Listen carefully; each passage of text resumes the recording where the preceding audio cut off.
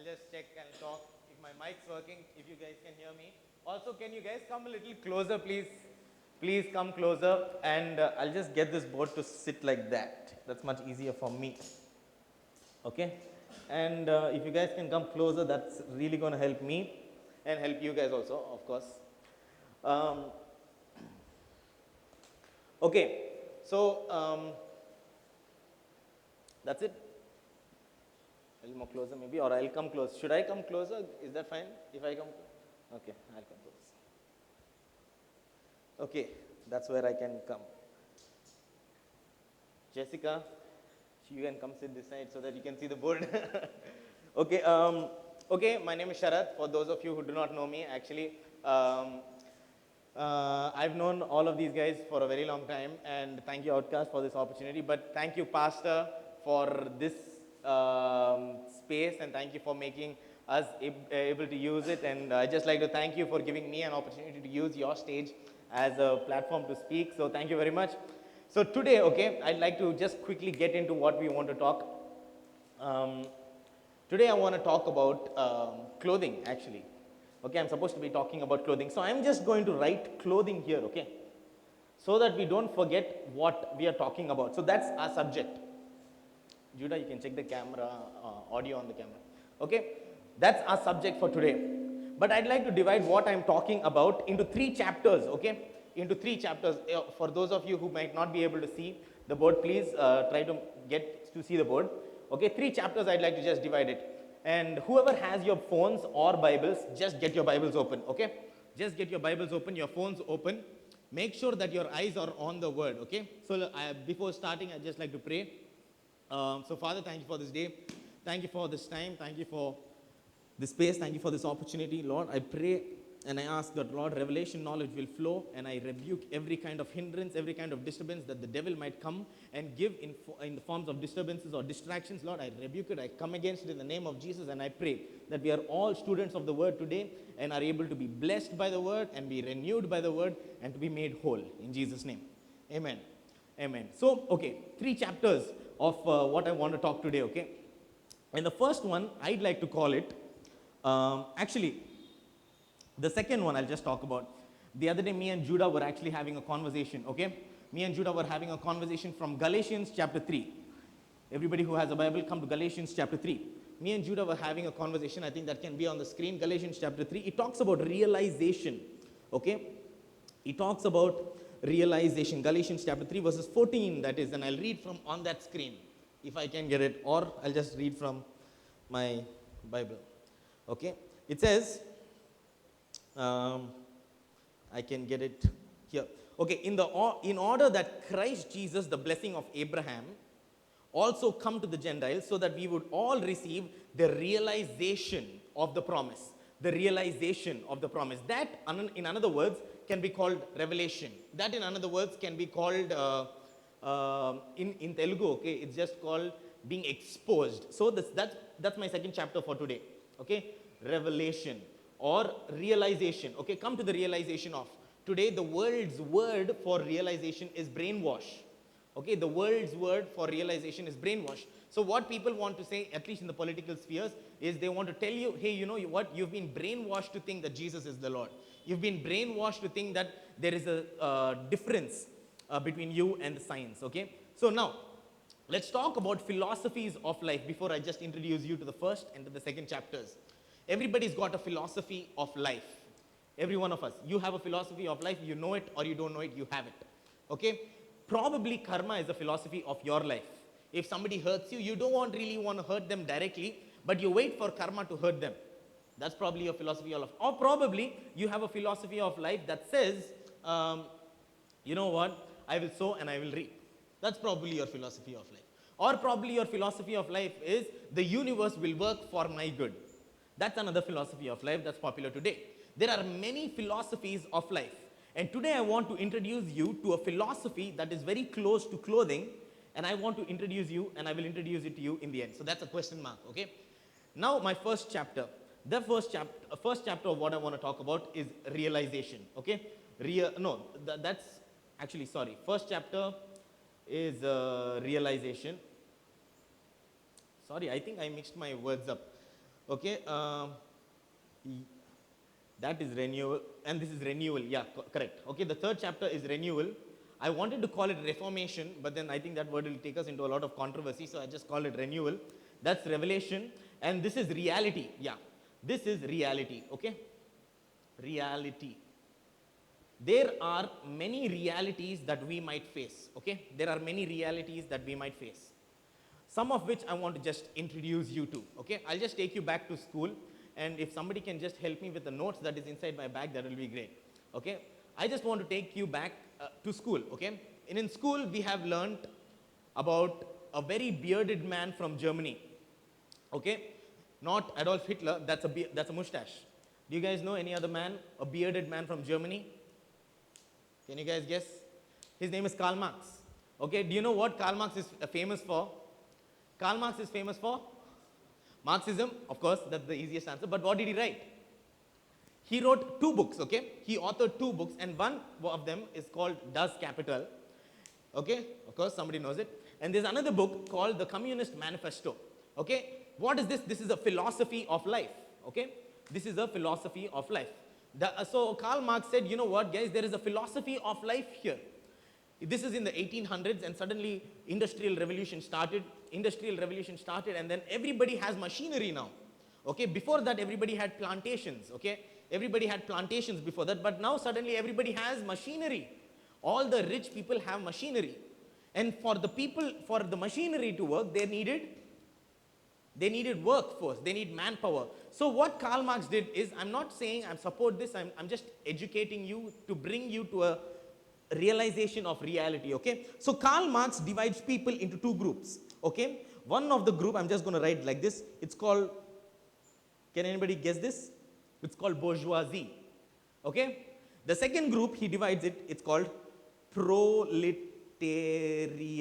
I'm not sure if anybody knows these 2 words. Does anybody know, have heard these words? Okay, so bourgeoisie and proletariat. Can you tell me who is the bourgeoisie? The owners. So the bourgeois people are the owners. Okay, owners. Who are these? The workers. Okay, workers. Now he talks about these 2 people, and looks like some people already know. He said there's a bourgeoisie, there's a community of people called the bourgeoisie who are the owners, and there's a proletariat. Now this proletariat people are the people who the bourgeoisie asks to come and work, right? Who they see now, suddenly there's this owner guy who has a big industry, going on, and he says, you know what, Kunal, come work for me. He says, you know what, Sunny, come work for me. Jonathan, come work for me. Prasanna, come work for me. Ricky, come work for me. And then what does he do? He makes you guys work. Once he makes you guys work, he's paying you something. What is he paying you? He's paying you a salary, right? But then for him to be making money, he has to be earning more than he's paying you guys. Do you agree? That value is called surplus value. Okay, surplus value. Does anybody know the definition of that? Can you say? Do you remember? Okay, so surplus value, I have a screenshot of it. I just want to read it. Okay, surplus value says the value of a person's work as opposed to the value of the person's production. Did anybody understand that word? Okay, so the surplus value is defined as, here. Yeah, that's exactly what it said. So the surplus value is the value of the work you did as opposed to the value that you produced. So there was this man during the COVID time who wanted to help his pizza delivery guys and the people in his pizzeria. So he said, you know what, guys, today you're not working minimum wage. So you're not making $10 an hour. You're making how much ever comes, you just divide it among all of you. So those guys usually make $10 an hour, okay? They usually make $10 an hour. On that day, on the day which he wanted to help all of them, they worked 12-hour shifts, okay? 12-hour shifts, 13-hour shifts. They made, guess how much? They made $78 an hour. What is the difference there? $68. Okay? So the production value is $78 per 10 employees. So that's $780. But these guys are getting what? $100. Are you guys understanding, or am I going over somebody's heads? Okay? For those who are listening, okay? It says $100 is the value of your work. $780 is the value of the work that you produced. That's your work that produced it. But then what is this owner saying? He's saying, you know what? I am going to exploit your work, but I'm going to take the benefits. So most of the time, the bourgeoisie never came and they never saw the fields. They never came into the factories. They never came into the work areas. They don't know what is the working conditions. So then what does the government say? The government came and they saw the bourgeoisie exploiting these people. They said, you know what, let's have regulations around this. Because I am for the people, of the people, and by the people. I want to regulate this. So what does the government say? The government says, okay, bourgeoisie, listen to me. If you have an employee and he's working for 8 hours, you need to give him a lunch break, you need to give him compensation breaks, and you need to kind of do something for him, give breaks. Then he says, okay, I'm going to make them work for 7 hours, 50 minutes. So what, there is no obligation. What is he still doing? He's not coming under the regulation, but he's still exploiting you. Now, there is, then the HR will come and say, okay, you know what, another regulation right now. The other regulation, the new regulation that we are bringing in is, if you have more than 50 people working for you, or let's say even 20 people working for you, I think that's the number in India. If you have more than 20 people working for you, you need to start giving them PF, you need to start giving them insurance in ESI, and you need to start cutting TDS or whatever that thing is. I don't know what, okay? Then what does this person do? Oh, you know what, 20 people, I can make another company. So I can have another 20 people. So what is he doing? He doesn't want to give you money. What is that? What is the word for this, guys? The word for this is exploitation. Exploit. Okay, our subject is still clothing. Okay, we are coming there to a philosophy of life. I want to just bring you to a reality. There is something now, there is a phrase that is trending. That's called self-made billionaire. Self-made billionaire. You know, this phrase is so trending, it's in everybody's head. And the reality of this phrase is, there is a narrative to that phrase. Can anybody tell me the narrative? I'll tell you, and tell me if this is a narrative that you recognize. Jeff Bezos, okay? I'm just going to draw a bald man. Actually, you know what? Elon Musk was bald. He had a hair transplant. That's just extra jnana for you, okay? So, okay. So this is for Jeff Bezos, I'm going to draw a tick, okay? And for Elon Musk, I'm going to draw, what can I draw? SpaceX, okay? That's X. So Jeff Bezos has a narrative.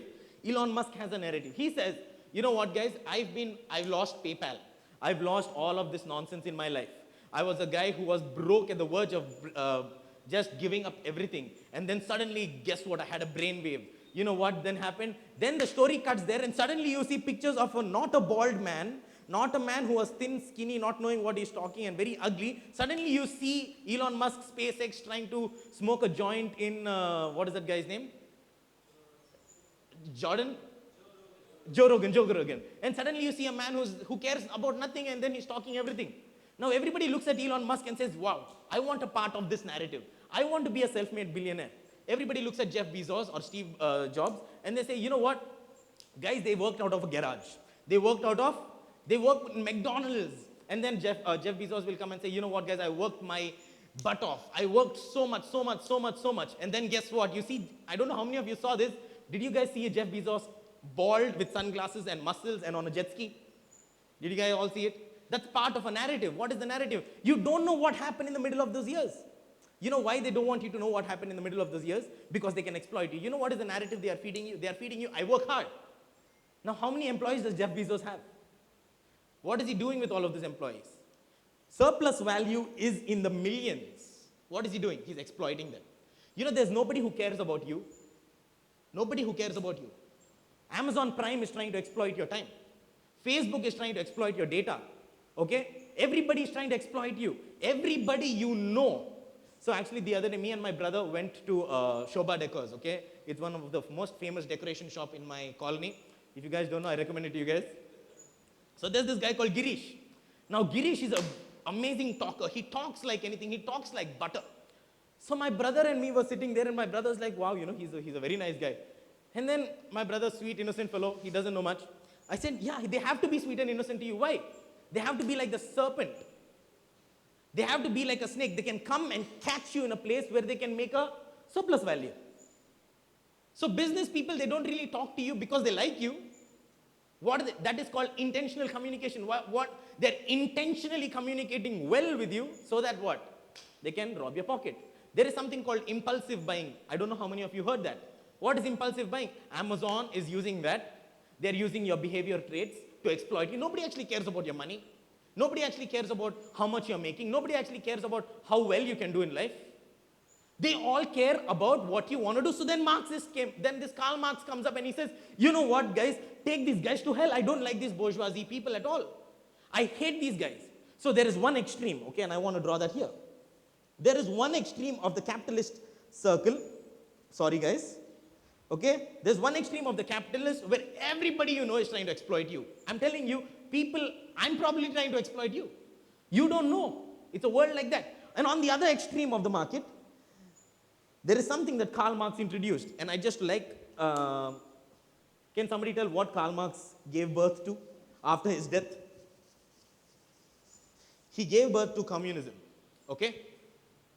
Karl Marx said, you know what? All these guys, rich guys, they deserve hell. They need to go to hell.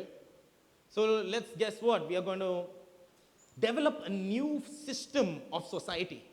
And the new system of society is communism. What are they going to do? They're going to take all the rich people, take all of their wealth, and then do what? Distribute it to the poor. So, in his mind, Karl Marx's mind, he said, I want all the people to be equal. There should be no rich, there should be no poor. Everybody should have the same kind of housing. You know, have you anybody seen North Korean pictures? There is not a single advertisement board. Why? Because there is no exploitation there, according to him. So on the other extreme, there is communism. And I will tell you some names of communists, okay? Can anybody name one famous communist? I'll name a few. Sorry? Fidel Castro. Vladimir Lenin from Russia. Then Joseph Stalin from, again, Soviet Union. Then Mussolini. I don't know whether, I'm sorry, I don't know about that guy. I thought he was a painter. But Mussolini, okay? And then from East, if you see from the Middle East, okay, not Middle East, from the East Asian, there was Pol Pot. Pol Pot killed millions. And then there's Kim Jong-il and Kim Jong-un killing millions. And then in China, there is Chairman Mao. And then when you come to Middle Eastern, the Eastern Europe, you think the white people did not escape communism and only the Eastern Hemisphere had communism. But you think 20 years ago, there was this Nicolae Ceausescu. For 50 years, he exploited them to the level that Romania was the poorest communistic country in the whole of Europe. What the extreme philosophy of life here was communism. Communism lasted for 100 years. They killed more than 100 million people. Because Pol Pot said, if you are an educated man, you can exploit somebody. So if he found somebody wearing glasses, he would kill them, you know. He'd say, no, you're an exploiter, I'll kill you. You're the bourgeoisie. You're going to exploit somebody. You're going to hire somebody and exploit them. So what? It's better I get you out of the marketplace. So he killed them. If you knew how to read, you're dead. If you had another hairstyle, you're dead. If you had any other thing, you're dead. Communism was a real threat. That is the reality. Nobody cares about anybody. Not even sometimes, you know, there was a story my grandfather used to tell me, and my grandfather told me about a story of a selfish woman. I mean, everybody in selfishness, okay? So this woman was traveling. This woman was traveling. She was traveling through a desert. She had a bag of water. She finished the bag of water, and the sand was getting hotter and hotter and hotter. She had her son with her, and she was carrying her son. As time went on, she started getting thirsty, and her feet started burning. Eventually, she found herself in a place where she's struggling to be comfortable. Then her feet were completely burning. So you know what she did? She took her baby. She put him under her feet and stood up on the baby. Why? She doesn't care about the baby anymore. She cares about herself. That is the world that we are living in. That is the reality. Nobody cares about you. There is not a single person who intentionally is able to love you, who's intentionally able to come. And you know, people do that today, nowadays, because of a philosophy of the law. They want to do it because they want to be good. They want to do it because of social justice. They want to do it because it is politically correct. They want to do it not because they care about you. They want to do it because they want to seem polite. You know what? Let's come to Revelation. Let's come to Romans chapter 6, verses 14. And this is from now, this is on you guys, okay? I have shown you the reality of life. The reality of life on the right hand is communism, where people did not want anybody to have control, And they became the controllers of the society. Pol Pot, Nikolai, whatever is, I keep forgetting his second name for some reason. Chairman Mao, Kim Jong-un, Kim Jong-il, and then on the south, all of these other guys. They exploited people. They killed hundreds and thousands of people. In fact, 100 million. On the other side, people are, these capitalistic people are trying to deplete you of your creativity, deplete you of your working hours, deplete you of everything that you have, and then exploit you for your data, for your time, for your money, and then they want to become greater. The surplus value has always been increasing. That's why, you know how long it takes to make $1 billion? Jeff Bezos can make $1 billion very soon. Why? Because of the surplus value is just too great. He pays people in India about 15,000 rupees for a whole month of work, the production value of which I am not sure what it is. Okay? Then now, Revelation. No, let's come to Revelation, okay? Now in Revelation, let's come to Romans chapter 6, verses 14. And I just want to show you something, okay? For sin has no dominion. There is the amplified version. For sin will no longer be a master over you, since you are not under the law as slaves, but under unmerited grace as recipients of God's favor. Okay? Favor and mercy. The word mercy is not there. For you are no longer under sin. Paul is trying to bring forth a new way of life. Law was a philosophy of life. If you are under the law, if you are a part of the law, if you have been in the law, everybody in the church exploited you. They said, you know what, if a woman is on a menstrual cycle, she can't come to church. If a man who has leprosy, he can't come to church. If a man who is unclean, he can't come to church. What's about that? They exploited that to the level where on the one extreme, they were Pharisees. They were Sadducees.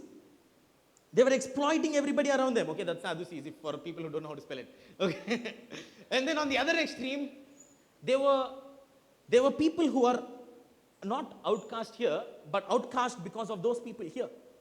People in Samaria, people in on the outskirts of the temple, the prostitutes who were exploited, the Samaritan women, they were on the outside. Two extremes again. There was never a middle, you know. There's never a middle.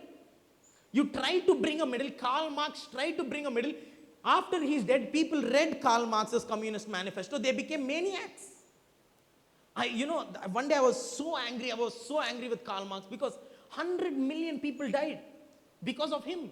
Then I looked Karl Marx, when did he write Communist Manifesto, and when all these communist people birthed, they birthed after like few years after he was dead. So I'm not sure he wanted to create a balance, I think. But then he created an extremist group, and this is always there. So there comes one man, Jesus. He says, you know what, I need to bring balance to society. I need to bring balance to these extremists. Some people far just gotten numb and calloused by sin. Some people on this other far who became so proud of their religious tassels that are hanging out of their scarves or their robes.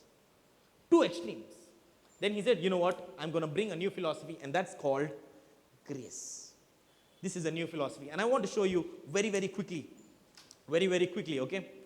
Romans chapter 10, verses 4. For Christ is now the end of the law. Let us think, actually, if you're talking about law, right? If you're talking about law, if you want a theologian to do it, they'll tell Mosaic law, ceremonial law. I don't think that is any of interest to you guys. I think that's just going to be boring for you. But I'm just going to use it as law. What is law? People actually live for law because they want a kind of satisfaction out of it. That's why the pride. That's why the extremists. Jesus says, you know what, I have fulfilled this law. Now see, the Romans chapter 10 verses 4, it reads, for Christ is the end of the law. It leads to him and is the purpose fulfilled in him for granting righteousness to everyone who believes in him. Now, Jesus is here. He's taking all the exploitation of the law. Actually, in Galatians chapter 3, it says, the law was a tutor for you. The law came to teach you. It came to teach you the reality of you, about how stupid you are, how broken you are, how unworthy you are, how nobody cares about you. How, in fact, even if you are having the 613 laws written in the Mosaic law, and if you look at it, you can see how unworthy and how undeserving. Go read Deuteronomy 28 once. You will know the reality because nobody cares for you. And then Jesus came and said, you know what? I need to bring a break to this. And before the foundations of the earth, he saw Jonathan, he saw Karthik, he saw me, and he said, you know what? I need to bring balance. And then he says, come on. I am putting an end to the law. I'm putting end to the philosophies of this world. And I'm introducing a new philosophy that is called grace. Then go down here. We'll read Philippians a little later. And then first come to 1 Corinthians chapter 15 verses 10. Before that, can you tell me what is grace? Grace in the Bible, in many places, that's unmerited favor. But you know, grace is not just sympathy. Grace is not just an emotion or unmerited favor that I can say, you know what, now, oh, you know what, guys, take my iPhone, take my watch, take my shirt, take my pack. No. Grace is not just an emotion or a sympathy that I see you in your broken place that I want to come and rescue you, or I want to come and add value into your life. Grace is a capacity, and I will show you. Grace is power. Grace is a philosophy of life. Grace is a driver. Okay, come to 1 Corinthians 15:10, and says, but by remarkable grace of God, I am what I am. Paul is talking about this. He's saying, because of grace, I am what I am. It's because of the grace of God, I am what I am. We may think he's newborn, he's born again, but just not that, go on to say, he says, and his grace toward me was not without effect. Meaning, the grace that God had on Paul was very effective. So maybe you are made for an effect and you don't realize it because you're blinded by capitalism, you're blinded by communism, you're imbalanced somewhere here and you're blinded. But you are made for an effect. You are made for impact. You are made for pressuring the devil. You are made for infecting the kingdom of the devil. You are made for an effect, and this grace will make it so evident in your life. Then he says, I worked harder than all of these apostles, though it was not I, but the grace of God. You know what? Grace will want to make you work. Grace will want to make you do things that your neighbor is not doing. Grace will want to make you go. Actually, the Reformed people who I don't agree with will say they want to work the law, but no, that's not the right thing. Paul did not work the law. Paul worked out. He goes to the Galatians with an open back and scoured eyes. He goes to the Galatians with open back and scoured eyes, and he preaches to the entire city of Galatians. The whole place of Galatians come to salvation. Why? Because Paul was there with an open back. In fact, in Bible college, they will teach you that his butt was so scoured that he couldn't even take his own shit. He needed help. And at that point, Paul was working. He was saying, come on, salvation, guys. Come on, grace, guys. Come on, you know what, Galatians? Jesus did not die for you in vain. He's saying, cursed is the one who hangs on the tree, and you're not the one who cursed. What was Paul doing? He was working harder than any other apostle, and there were 12 of them. One of them who came to India. But Paul says, I worked harder than why? Because grace was in effect of me. And then he says, though it was not I, but the grace of God, his unmerited favor and blessing which was with me. And let's come to Galatians chapter 3, verse 14. No, not Galatians 3:14. Let's come to Galatians 2:9. Paul is talking about himself. He's saying, and recognizing the grace, he goes to Peter, James, and John. And these guys look at him. And then he's saying, and recognizing the grace that God had bestowed on me. Recognizing the what? Recognizing the grace, the power, the capacity, the philosophy of life that Paul is now wearing proudly. Recognizing that grace, what does Peter, John, and James do? They said, you know what?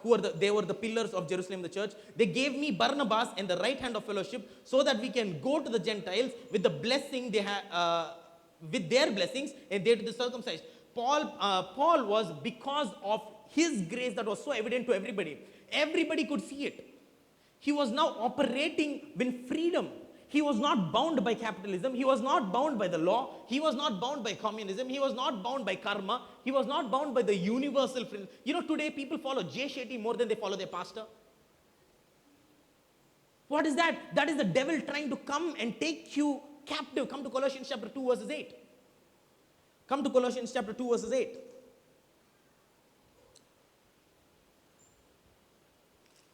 He says, beware. Can somebody read, just so that I know people are looking at their Bibles? Okay, I'll just read, okay? Beware lest anyone cheat you through what? Philosophy and empty deceit, according to the tradition of man, according to the basic principle of the world, and not according to Christ. What are people doing? They take the word of God, they twist it a little bit. According to philosophy, you know, all of these guys, if you go Wikipedia them, They're all philosophers. Come to Galatians chapter 3. Okay? Galatians chapter 3. Galatians is after Revelation. Okay. Galatians chapter 3, he says, "Oh, you foolish Galatians, who has bewitched you that you should not obey the truth?" And then Paul goes on to say, you know what? Have I become your enemy because I am now exposing you to the truth? Come to chapter 1. He says, Paul, an apostle from Christ. Okay, not there. Chapter 1, verse 6. He says, "I marvel that you are turning so soon away from him who called you to the gospel of grace." I marvel that you're turning away so soon. What happened? He goes on and then says, to a different gospel, which is not another gospel, but there are some who trouble you and want to pervert the gospel of God. You know, most of these people, I made a video series, I think a year or two back. It's called Bible Said It First. You see all of these philosophies in the world, okay? Robert Kiyosaki, Jay Shetty, who else? Can you name some? Sadhguru. Any more that I am not getting on top of my head? Osho, but I think Osho was a completely different guy. But okay, so all of these guys who are very popular now and very trending, okay? Listen to their material. I can source it out from the Bible for you. It is not another gospel, but it is a perverted gospel. What is he trying to do? He's trying to imbalance your scales. Come to capitalism. Come, you know what? Even Jay Shetty doesn't care about you. He comes to a conference, you pay what, 5,000 for his ticket? Who pockets the money? Him. You go out with feeling good. You go out with emotions that are stimulated for that night. You have lunch and you forget about it. Jay Shetty doesn't care about it. He cares about the monetary gain that he has. Gary Vee, he swears and exploits and insults his viewers and people still love him. It's like they go and they like to be enjoyed being abused. Philosophies of this world that are taking people captive. Now, I'm not sure if you have still, I'm coming to an end of my second chapter called Realization or Revelation. I'm not sure how many of you realize that there is only one philosophy that works for you and for your good, and that is the philosophy of grace. The power that Paul was using, the power that Jesus was working with, the power that Paul came and he used, and then he said, you know what, this is grace. Unmerited favor, a capacity and a power to do work, a capacity that has a potential for an effect in your life, a capacity that I have kept. Come to Ephesians chapter 3, verses 16. He says, "Now may you be strengthened with might in the inner man through the Holy Spirit, that Christ may dwell in your heart." What is Paul saying? There has been given strength for you inside your inner man, inside your spirit. Everything you need, you guys, is already inside of you. Inside your spirit, because your spirit is married to Jesus Christ. Let's come to 2 Peter chapter 1, verses 2. Quickly. 2 Peter chapter 1, verses 2. 2 Peter is after 1 Peter, guys. Okay? 1 verses 2, it says, "Grace and peace be multiplied to you and in the knowledge of the Lord." See, this is a very important sentence. You know, when Bible says in the knowledge of Jesus Christ, people don't really invest their time. Actually, I put up a status yesterday. I said, how many of you talk to some person for a minute and get a deep connection with them? Many people, 80% said yes. I'm very surprised because I can't make a deep connection with somebody for a minute. You can't listen to a sermon for 1 minute and say, you know what, wow, I've learned a lot. No. If we were able to learn 1 minute from a sermon and apply it for our entire life's philosophy, Paul would not have needed to write all of this. Jesus would not have had to come to 3 years. You know, in fact, Paul in John's last chapter, last verse, it says, if all the works of Jesus had to be written in paper and in pen, there would be no room in the whole world for all the things to be written. Why would he do that? If just 1 minute could make a deep connection with you and the Holy Spirit, probably a person, you know, probably that's Jay Shetty or Gary Vee who can stimulate your senses, but not Jesus. And I'll just catch up with myself and say, see, for you, as his divine power has been given to us, for all things that pertain to life and godliness. I don't know what is in your life, okay? Grace has been given to that office.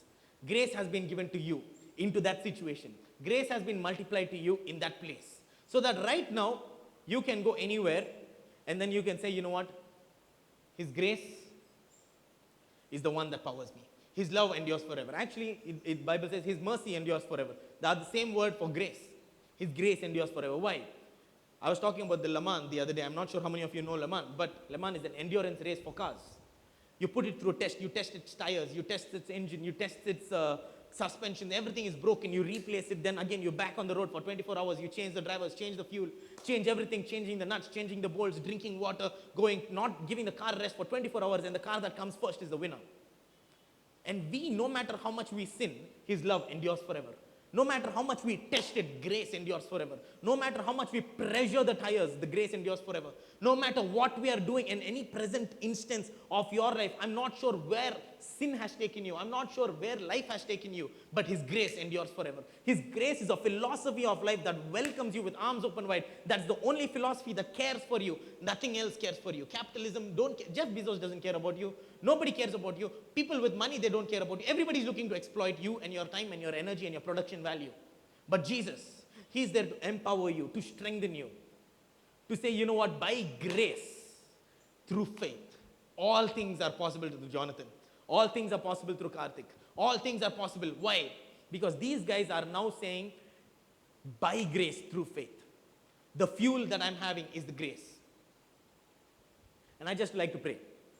I just ask you, whoever wants prayer, okay, find a friend, go join your hands with them and say, pray for each other. Go pray for each other. And then if anybody wants to be prayed for, lift up your hand. There's a pastor of this church. He can come pray for you. I can come pray for you. Anybody who wants prayer. We'll pray that right now, philosophies of this world will be broken. Today is the day of deliverance where the chains of this world cannot capsulate you and they can profit from you like a leech. The daughters of the leech cry more, more. That's what capitalists cry. But Jesus cries, I'll give you more, I'll give you more. Why? That is like the blessing of the Lord. The blessing of the Lord maketh one rich and adds no sorrow to it. There is no other philosophy for your life that is better than clothing. Now, coming back to clothing. I'm not using the keywords that Jessica gave me, but I'll come to clothing. I'm ending with this. Come to Galatians. Okay? Galatians, I have to open Amplified because that's where I kind of practice this. Galatians chapter 3, okay?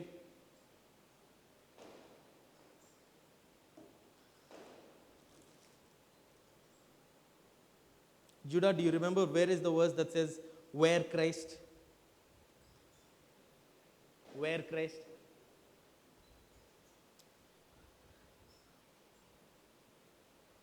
I'll find it, guys. I'll find it. You guys can help me. It's either Galatians 3 or Galatians 4, okay? 3? 27. Let's come.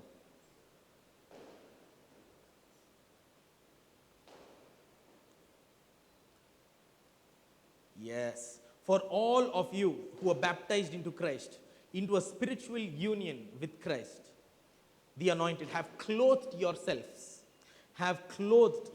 with Christ.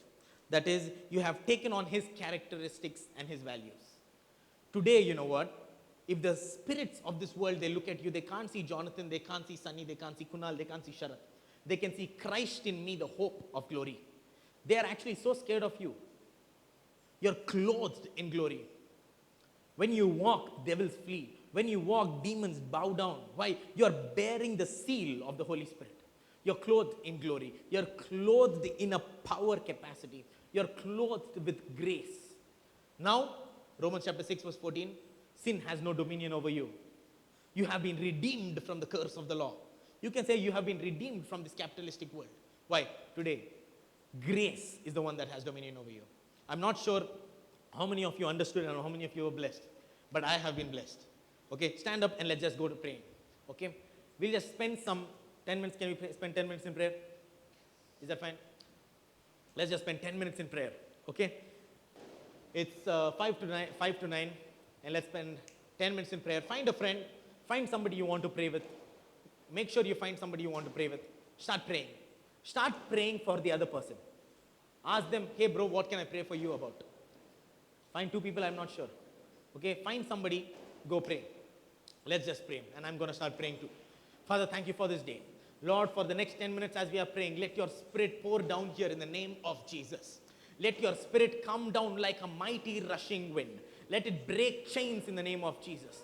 Let it be the deliverer and the protector of this people. Lord, of these souls that you have. Let it be so that, Father, chains are being broken, that they are now coming under the office of grace. They are coming now under the capacity of grace.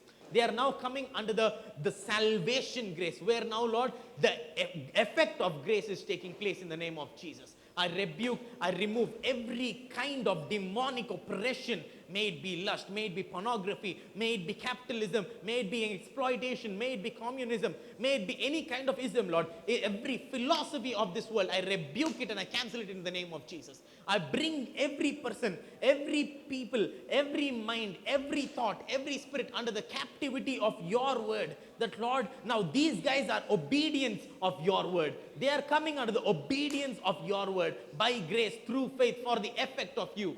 Lord, in the name of Jesus, we pray. We ask you, Lord, protect these souls. Lord, let it be so that, Lord, we are not cast away. We are not taken away captive by every philosophy of this world. We are not taken away in the name of Jesus. Because why? We are clothed in Christ. We have Christ sealed around us. We have Christ protected around us in the name of Jesus. Right now, I come, Father, I pray in the name of Jesus, break every chain here. Break every stronghold here. Let it all come down to the captivity of the obedience of the word of God. The word that has power. The word that can change in the name of Jesus. We have 7 more minutes, guys. Keep on praying. Pray and come to the obedience of the word of God. Don't stop praying. If you don't know what to pray, just pray in tongues. If you don't know how to pray, just praise the Lord. But don't stop praying for the next 5 minutes. In the name of Jesus. Lord, if there is anybody who needs healing, I speak it right now. If there is anybody who needs a prophetic word, I release it right now. In the name of Jesus. If there is somebody who needs, Lord, capacity for their work, if somebody needs an open door for their job, if somebody is looking for an opportunity, I speak it into existence, Lord. Lord, your word says, my word shall be. Thus shall my word be. It goes forth from my mouth, and it shall not return to me void. It shall go and accomplish the things that I have sent it. It shall go and it shall prosper the things in which I have sent it for. And therefore, Lord, I speak right now. I speak prophetically doors that are opening. I speak for Outcast Academy students, Lord. Let it be so that supernatural doors are opening. Let it be so that, Lord, Father, whoever is serving in your kingdom, Lord, I pray for Judah. Lord, since he's working in Hyundai, let it be that in the next 1 month he's getting promoted. Let it be so by New Year, Lord, he can come and he can have a testimony. I pray for Sunny. I pray for Nidin and his next journey. In the name of Jesus, I speak, Lord, blessing, supernatural blessing over his life. Lord, as he's going to the ship, let it be so that breakthroughs, Father. I pray for Ricky and Outcast Academy. I pray in the name of Jesus, Lord, we come under the covenant of grace. So that, Lord, no longer are we taken captive by the words of the devil. Are we taken captive by the philosophies of this world. But in the name of Jesus, I pray. And I ask you, Lord, you bring them to prosperity. Lord, I pray for Jonathan. I pray for Kunal. I pray for all of these other guys, Lord. I pray for Ashish. I pray for Rebecca. I pray for Rijo. I pray for Prithvi. I pray for each and every person here whose names I don't know also. Lord, let it be so that, Father, they will be blessed. Lord, in fact, I pray for Revival Church. Lord, let Revival Church be a lighthouse in this place, Lord. Let people come down here so that they can be coming down to the shadow of the Almighty. They can come down here for the protection from the devil's snares. They can come here, Lord, like they can be escaping the fowler's snare. They can come here and, Lord, it is the city of their refuge. Father, let Revival Church so prosper that, Lord, in the next 1 year, they need to move out and they need to buy that new place that they're buying. Lord, I pray and I speak it into existence that, Father, more power is coming to us, Father, because of this grace, because of the covenant of grace. 5 more minutes, guys, let's pray. Come on, in the name of Jesus. If you don't know how to pray, just pray in tongues. Okay, don't know what to pray. Find somebody else. If you already prayed for somebody, go pray for them in the name of Jesus. I pray, Father. Lord, I ask you, protect these guys. Lord, let it be so healing is manifesting right now. Lord, let it be so that, Lord, whatever desires that are there, Lord, you said in Philippians, you said for every good work, you give us a desire. You give us let me just read that, Father. Okay, it says in Philippians chapter 3, 2:13, it says, for it is not by our strength, Lord, but it is you who is effectively work in us, both to will and to work, that is strengthening, energizing, and creating in me the longing and the ability to fulfill your purpose in our life, Lord. Lord, Christ in me, the hope of glory. Christ in me, who gives me the ability, who energizes me, who strengthens me, creating in me a longing and the ability to enter into your purpose. In the name of Jesus. In the name of Jesus. Come on, pray. 5 more minutes, guys. If we can get the worship team up and then we can start doing, let's just pray for everybody else and just have an attitude of prayer and we'll just start praying for people. Father, in the name of Jesus, keep on praying. Keep on praying, guys. Don't stop praying. Lord, in the name of Jesus, I speak to my peers. I speak in the name of Jesus. No weapon that is formed against me can prosper. Even though I walk through the valley of the shadow of death, there shall be no evil that befalls me. Why? Because your rod and your staff, it comforts me. It protects me. It comforts me and it protects me. Your mercy and your grace, they pursue me all of the days of my life.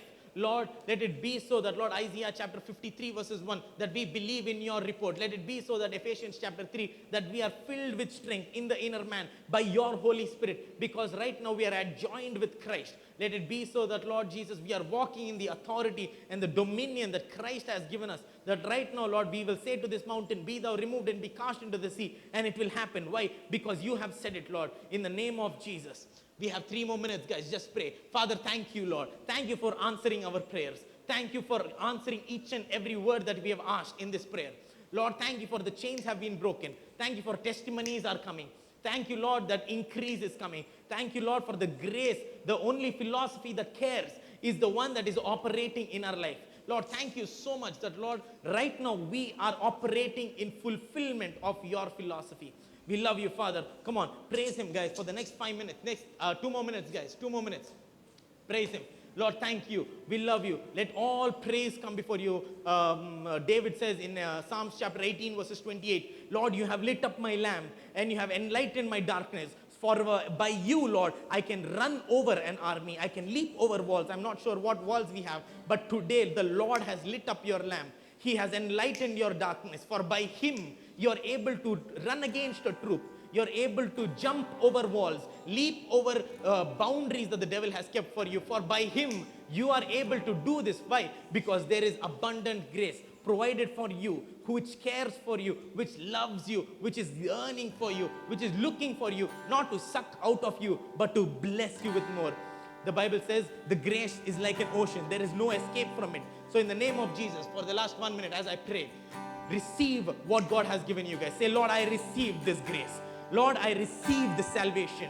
Lord, I receive your philosophy. Lord, I receive your purpose. I receive increase. I receive blessing. I receive healing. Lord, I receive that open door. I receive that breakthrough. I accept that my chains are being broken. I accept that my bad desires have been broken. I accept that right now, today, I have been moved and translated into a new dimension, into a whole new aspect of my life, where there is no control of me, but all of you, Lord. Oh, Lord, I praise you for I am what I am. It is because of your grace, but not me, but you. The Lord, the grace of the Lord has not been in my life with vain, but it has had an effect. Yet not, I labored harder than all of the apostles, yet not me, but the grace in me, through me. So I pray, let it be that your grace in your life is coming, bringing to affect supernatural things, that when people look at you, they will say, you know what, I can behold the grace that is there in your life. I can behold the grace that is there in your life, and therefore, come on, I'm going to promote you. Come on, therefore, I'm going to give you a new office. Come on, therefore, I'm going to give you a new grace and a new capacity. Father, Lord, we love you. We thank you for what you have done in their hearts. We have received you by faith. We have received you, Lord. In the name of Jesus, we pray. Come on, guys. Thank you very much. Clap hands for yourself. And let's give over to worship. I just want you, nothing else, nothing else, nothing else will do. I just want you, nothing else, nothing else, nothing else will do. I just want you, nothing else, nothing else, nothing else will do. I just want you, nothing else, nothing else, nothing else will do. I just want you, nothing else, nothing else, nothing else will do. I just want you, nothing else, nothing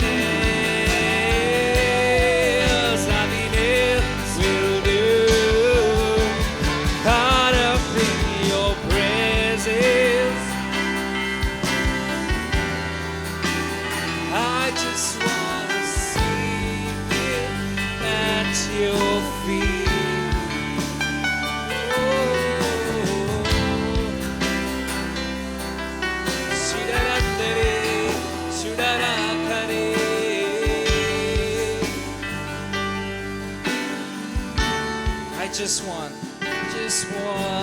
you. Nothing else.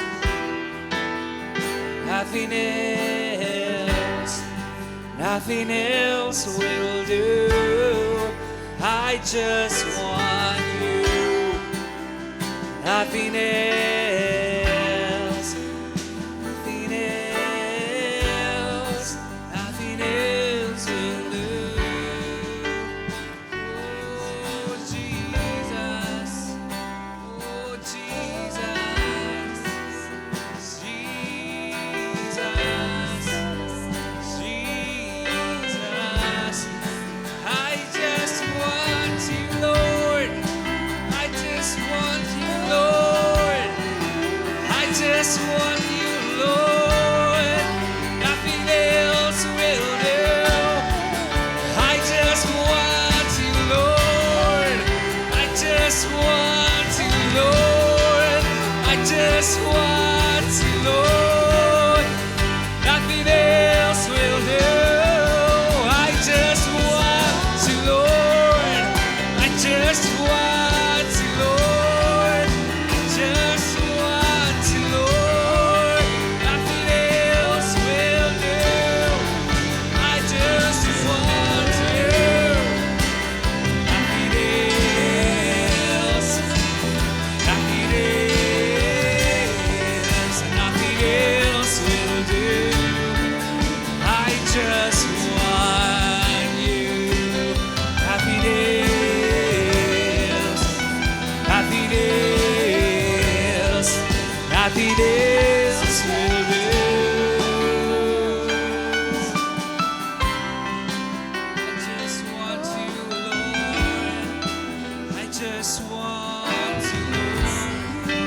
I just want you, Lord. I'm caught up in your presence, Lord. I just want you, Lord. I just want you, Lord. I just want you, Lord. Nothing else will do. Nothing else will do. Nothing else will do. Nothing else will do. I'm clothed in your love. I'm clothed in your grace. I'm clothed in your majesty and love. I'm clothed in your love. I'm clothed in your grace. I'm clothed in your majesty and love. I'm clothed in your love. I'm clothed in your grace. I'm clothed in your majesty and love. I'm clothed in your love. I'm clothed in your grace. I'm clothed in your majesty and love. I'm clothed in your love. I'm clothed in your grace. I'm clothed in your majesty and love. Nothing else. Nothing else. Nothing else. Nothing else will do. I just want you. Nothing else. Nothing else. Nothing else will do. I just want you. Nothing else. Nothing else will do, Lord. Nothing else apart from you, oh Lord. I just want you, Lord. I want you right now. I want you right now, oh Lord. I want you in this place. I want you in my life, oh Lord. Nothing else will do, Lord. I want you, Lord. Nothing else will do. I just want you, Lord.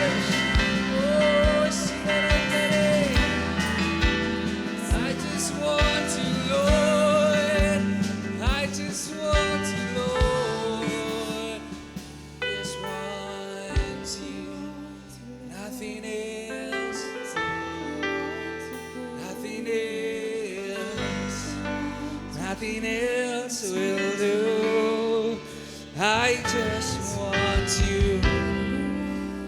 Nothing else. Oh, nothing else.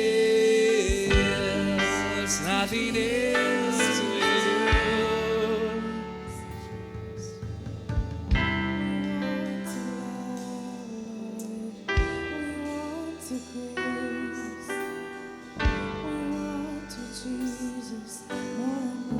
I don't know about you, but I feel Him standing right in front of us.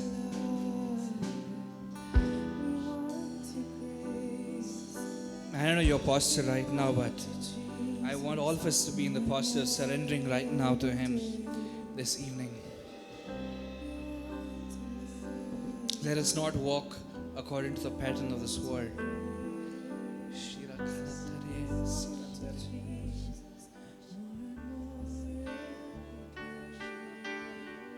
Lord, we are asking to clothe us with your love, with your grace, with your endless, majestic love, O Lord Jesus.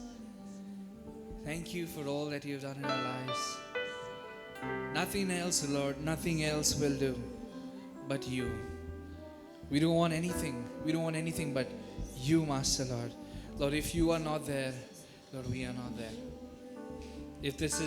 If what I'm doing in my life is not what you like, I'm not going to do it. Nothing else but you, Lord. Nothing else but you, Lord. Thank you, Jesus. Thank you. In the name of Jesus we pray. Amen. Amen. Thank you, Pastor Sharath, for that wonderful word. Wow, that was really powerful.